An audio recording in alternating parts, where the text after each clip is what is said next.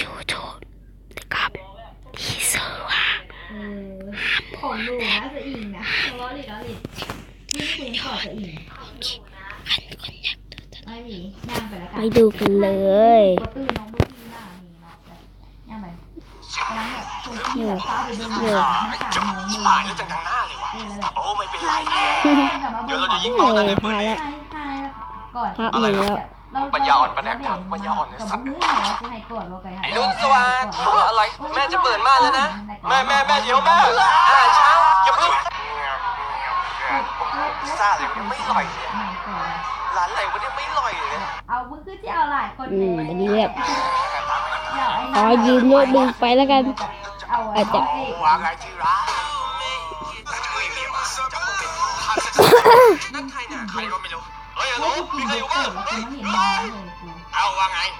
ยินดีต้อนรับแล้วนี่กูรู้สึกแล้วที่กูหาโทรศัพท์ไม่เจอวันที่อยู่บนที่นอนโอ้ยตื่นเช้าแล้วได้โทรศัพท์เท่าไหร่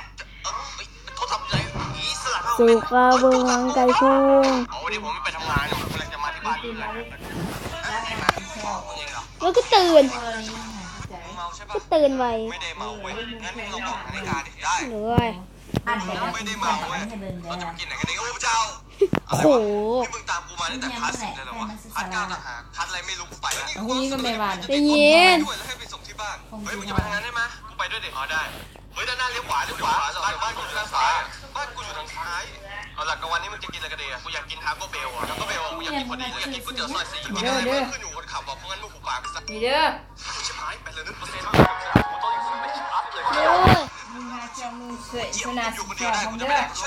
ขอบคุณเจ้าเลยมึงทราบอ้วนมึงทราบมันใหญ่จังเขายังใครจะนอนปุ๊บซัวมึงอ๋อห้องก็ยังนอนห้องว่าจีนอนกันค่ะแล้วนอนตีเขาแบงหันเขาสามึงจะมาใส่เนาะอย่านี่บอกไปใส่แล้วชีมละงาอยู่ตุอยู่บนน้อยอย่างมันเท่าเท่าหรือว่าที่จะฟังตัวแต่ครั้งเดียวเองโหยชิบหายหักคอแม่งน้อยอย่างไรยิงแม่งไข่แล้วเท่นะโอ้มึงเห็นว่าคนที่กูส่งรูปไปโอ้เยอะเข้าไปน้องกูเลยอันคู่นี้นะชอบสมันบัฟใช่ไหมใช่แล้วนี่คือการดูดฝุ่นแบบชาวร็อกว่ามาแม่มึงมึงโตร็อกกูดังโอ้ยแล้วมึงสาวแล้วแบบหนาวเลยหนาวใช่ไหมจัดให้หนาวพอป่ะเพื่อนกูกับคนที่กูส่งรูปไปนะสีแล้วตะกูแชทกับมึงนะวันนี้อาจารย์ให้งานคนนี้เลยตะกูแชทตะกูยังเป็นแฟนกับมึงไงนะเราก็คู่นะแชทน้ำกันมือแล้วที่ม.2แชทน้ำกันทุกมือแบบ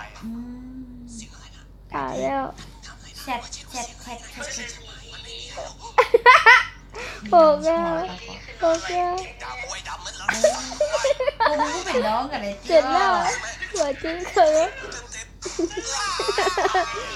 แปลแล้วอะไรวะแล้วมึงคิดยังไงบอกกูว่าคือขี้ค้าเราเด็กน้อยนะให้กูเห็นแยกถูบ้านอย่างนะกูยอมมดแค่แล้วกับไปเอาเด็กน้อยเจ้าแล้ว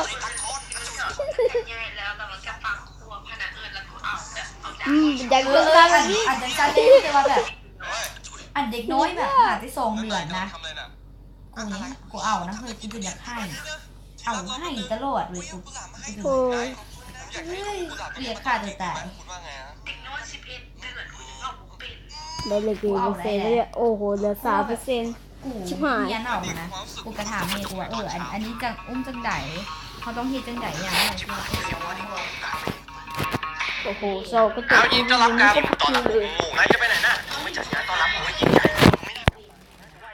เดี๋ยวก่อนว่าไงเดี๋ยวฉันก็ไม่อยู่กับนายแล้วนะฉันต้องย้ายไปอยู่ต่างประเทศแล้วใครจะเป็นคนสอนนายที่นั่นน่ะสอนเรื่องบุคลิกภาพโอ้โหชิบหาย เดี๋ยว